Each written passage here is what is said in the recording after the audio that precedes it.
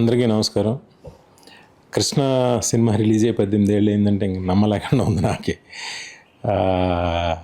ఈ సినిమా నిర్మాత నా స్నేహితుడు బుద్ధాని కాశీ విశ్వనాథ్ గారికి, అలాగే దీని సమర్పకులు డివివి దానయ్య గారికి నేను థ్యాంక్స్ చెప్తున్నాను.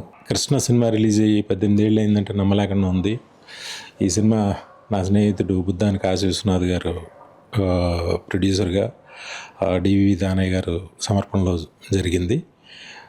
ఒక సెన్సేషనల్ హిట్కి, ఒక సెన్సేషనల్గా ఆ రోజుల్లో మంచి హిట్ సాధించిన, మంచి పేరు తెచ్చిన సినిమా ఇది.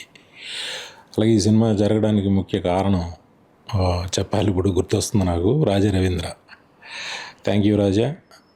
అలాగే ఈ సినిమా చాలా హ్యాపీగా, చాలా ప్లెజెంట్గా, చాలా చక్కగా జరగడానికి కారణమైన రవితేజ, తన పడ్డ కష్టం, తను చేసిన కామెడీ ఈ సినిమాకి చాలా పెద్ద హైలైట్.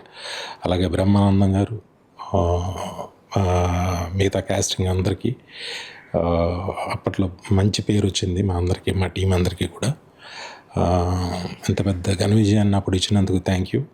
మళ్ళీ 18 ఏళ్ల తర్వాత రిలీజ్ చేస్తున్న రఘురామరెడ్డి గారికి, మళ్ళీ 4 తర్వాత 4Kలో హై రెజల్యూషన్లో May 8th రిలీజ్ కాబోతుంది.